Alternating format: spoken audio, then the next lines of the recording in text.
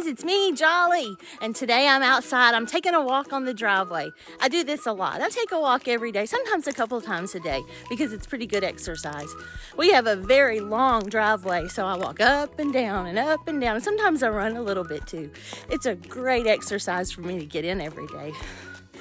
Whew, it gets me out of breath a little bit. I need to exercise a little more, I think. Sometimes when I'm out here walking, sometimes I use this time and I pray. This is my time with God, and nobody else is out here, and the TV's not on, and sometimes I can just pray, and it's just like God's walking right here beside me, because He is walking right here beside me. So sometimes when I'm walking, I just pray, and I just talk out loud to God, and tell Him all my problems and all the things that I'm worried about, tell Him how much I love Him, and thank Him for all the blessings that He's given me in my life. It's a great time that I can spend with God, and I love my walks. But I bet my neighbors think I'm crazy. If they can hear me when I'm walking and I'm talking to God, they probably think that girl is talking to herself. They don't know that I'm talking to God. They don't know how special this time is to me. Oh, me. Did you know there's a story in the Bible about a lady who was praying? And she was praying to God, but she wasn't talking out loud, but she was moving her mouth. And when people saw her praying, they thought she was crazy, because they couldn't hear her and they didn't know who she was talking to. That's what our story is about today. That story is about Hannah. Hannah prays. There once was a woman named Hannah. Hannah's husband Elkanah loved her very much, and they lived in a town called Ramah. Even though it was against God's rules, Elkanah had 2 wives. His other wife was named Peninnah, and she had many children. Hannah was barren. She had no children. Her body did not work in a way that would let her have a baby, and people thought because of that, she was not as good as other women. Peninnah teased Hannah about it all the time and made Hannah very sad. 3 times every year, Elkanah would take his family and travel to a town called Shiloh for a feast and to worship God. While they were there, Peninnah was being very mean to Hannah, and Hannah became so sad that it made her sick. She couldn't even eat.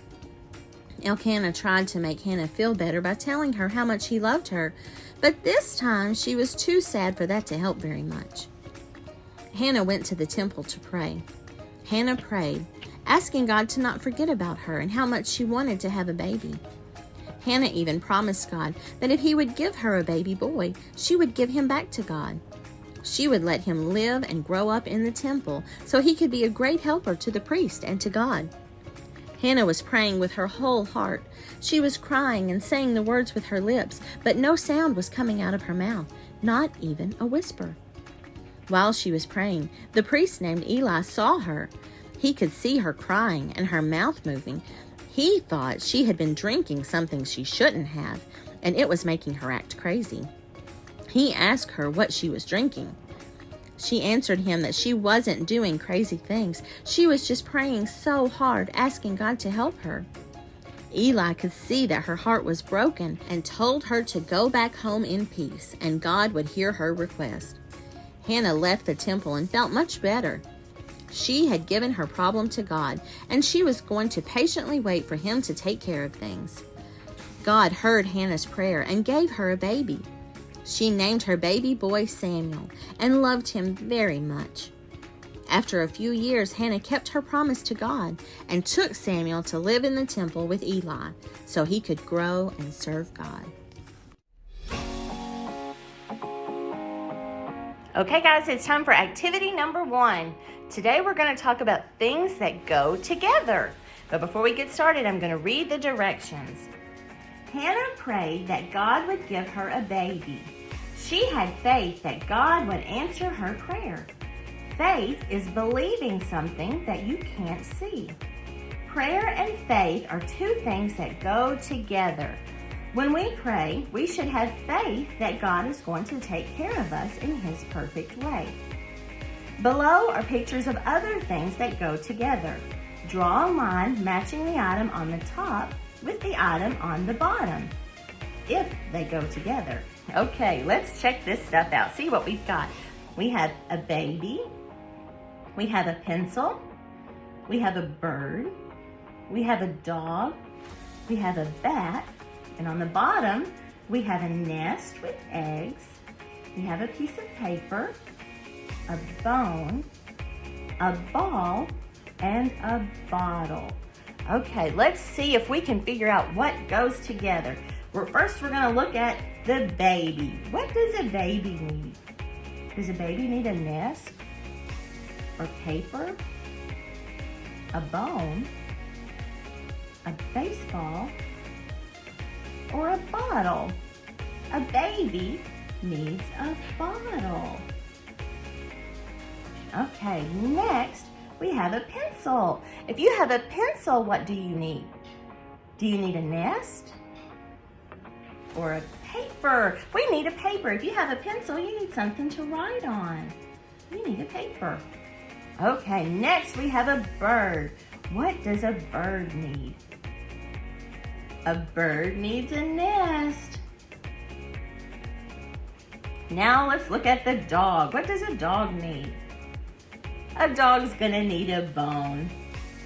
And last we have the bat. If you have a bat, what else do you need to play baseball? You need the ball. Bat and ball, they go together.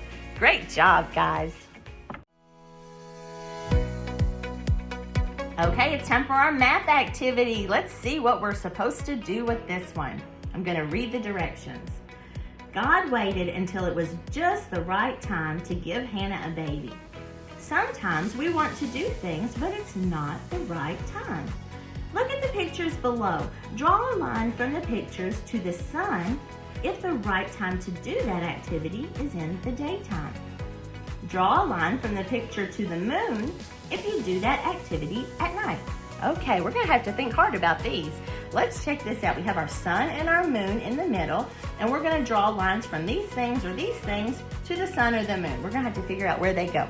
Okay, first thing, we have pancakes and eggs and toast and bacon. That looks like breakfast. When do we have breakfast? Do we have it in the daytime or at nighttime? Breakfast happens in the daytime. Okay, next, what is this? That is fireworks. Do you all like fireworks? They're so beautiful, but sometimes they're a little loud, a little bit scary, but I like to watch fireworks. When do we watch fireworks? Do we watch them in the daytime or the nighttime? We have to watch fireworks at night. If you tried to watch fireworks in the day, you wouldn't be able to see the beautiful colors as well. Okay, next, let's see what we've got. We have a girl in the bed, and her eyes are closed, so she is sleeping. When do we sleep? Do we go to sleep in the daytime or the nighttime? At night. Most people sleep at night. Some people work at night and they have to sleep in the daytime, but most people sleep at night. Okay, we're gonna go to the other side. Oh, now she's awake. She woke up. When do we wake up? Do we wake up in the daytime or at night? We wake up in the morning. That is daytime. Now we've got a kite. When is the best time to go outside and fly a kite? In the daytime or the nighttime? It's gonna be the daytime. If you did one at night, you wouldn't even be able to see it up in the sky. Okay, our last thing here, we have a telescope. What do we do with a telescope? You look at the stars. When is the time that we see the stars? Do we see them in the daytime or in the nighttime? We see the stars at night, so you use a telescope at night. Here we go, great job. Okay, let's check out our verse for today. This is what it says in the real Bible. For this child I have prayed. 1 Samuel 1:27. Okay, our letter that we're looking for today is the letter H. We have a big H and a little h. Let's see if we can find them. I'm going to read it and you stop me. We're going to stop if we see an H. For this. I see an H. There's an H in this word. Did you see it? Where is it? It's right here. The little letter H. For this child. Oh, I see it. Where is it in that word? Right here. H number 2. For this child, I have one more. Did you find it? I found it. It's the first letter right here. I have. There we go. For this child, I have prayed. 1 Samuel 1:27. Great job. We found all 3 H's. Okay, it's time for activity number 3. We're going to learn our big word of the day. Today's big word is barren. What does that mean? We talked about Hannah in our story today, and Hannah was barren. What was Hannah's problem? She did have a problem. What was her problem? Let's see what barren means. A woman who can't have a baby. That was Hannah's problem. Hannah was very sad because she couldn't have a baby. She was barren. That just means her belly didn't work like other ladies' bellies works. That she couldn't have a baby in her belly like other people could have a baby in their belly. And she was very, very sad about that. She was sad because she was barren. But God had a different plan for Hannah. So she wasn't barren for very long. But there are some people who are barren and then they never get their baby, and that's okay. Even though it is a little bit sad to think about, God has a special plan for ladies that can't have babies in their bellies, just like He has a special plan for ladies who can have babies in their bellies. But the word barren means a woman who can't have a baby. Okay, let's do our Guess Who game and see who we're talking about. I lived in Ramah. I am a woman. I was married to Elkanah. I went to Shiloh for the feast. I have many children. I was mean to Hannah. Who was it? Who was mean to Hannah? Who made Hannah very sad in our story? It was Peninnah. Do you all remember that name? We didn't say it very many times, so if you did remember, you were being a great listener. If you remembered that this was talking about Peninnah, good job. Okay, let's go over to see what we're drawing today. Let me read the directions. More than anything, Hannah wanted to have a baby. In the space below, draw 3 things that a baby might need. Oh, goodness. What are we going to draw? What are some things that a baby needs? A baby needs a bottle. I'm going to draw a bottle. Let's see. Draw like this, like a rectangle. And then I'm going to put the drinking part here at the top. Does that kind of look like a bottle? Maybe I need to make it a little pointier there at the top. There we go. That kind of looks like a bottle. Okay, what is something else that a baby needs? Maybe a baby needs baby food. I'm going to draw a jar of baby food. Let's see. Does that look like a jar of baby food? We'll put a little spoon here beside it.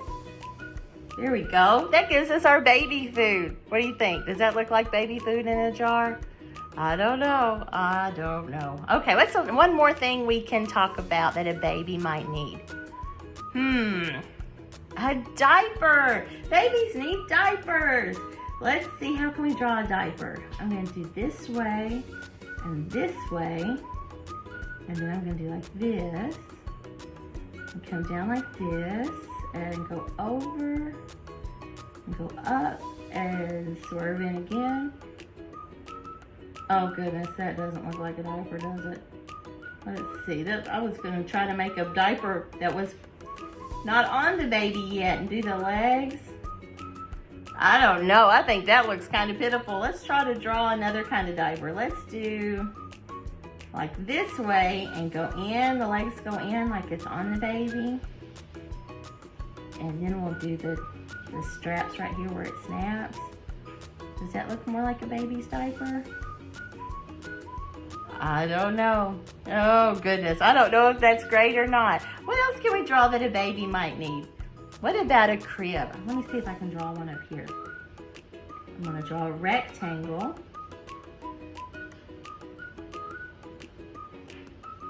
And draw the lines in it like a baby's crib. And it's got legs down here on the bottom. There we go. That's much better than my diaper, I think. Oh, goodness. Oh, I did 1, 2, 3, 4, but since this was kind of pitiful, I did an extra one. I guess I didn't have, should have stopped at 3 things, but I went ahead and did an extra one.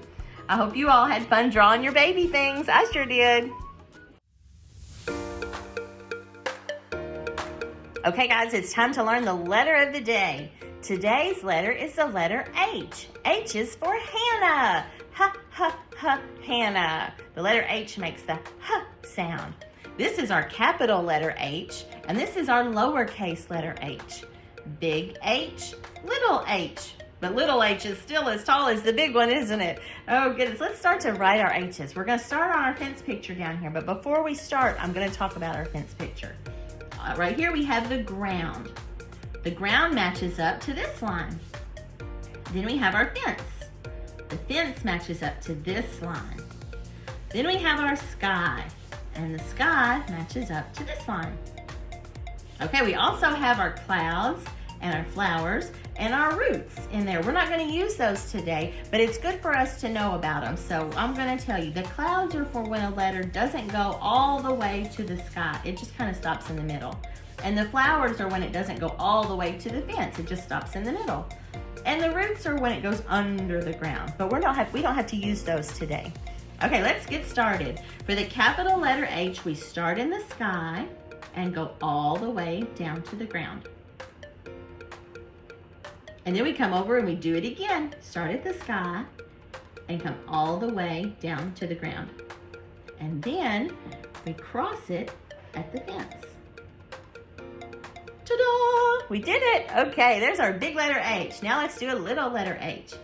We're going to start in the sky and go down to the ground, just like we did on our big H, but it's different.